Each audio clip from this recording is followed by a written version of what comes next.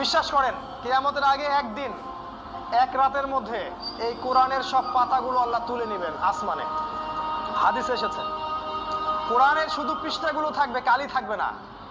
এটা শেষ জামানায় হবে সামনে। শেষ জামানায় সফল হওয়ার কয়েকটা পথ বলে দিচ্ছি। এক নাম্বার, আপনাকে জ্ঞান অর্জন করতে হবে। কোরআন হাদিসের সাথে সমসাময়িক যত জ্ঞান আছে সব অর্জন করতে হবে, এটা এক নাম্বার। জ্ঞান নাই, আপনি শেষ জামানায় টিকতে পারবেন না। মানুষের সাথে কম মিশেন রমজান মাসে। যত বেশি মানুষের সাথে মিশবেন তত বেশি গীবত তহমত করতে হবে, তত বেশি অন্যের সমালোচনা লিখতে হবে। আলাইকুম আনফুসাকুম ভুলে যাবেন, মানুষকে নিয়ে ব্যস্ত হয়ে থাকবেন এবং অন্তরের নূর নষ্ট হয়ে যাবে।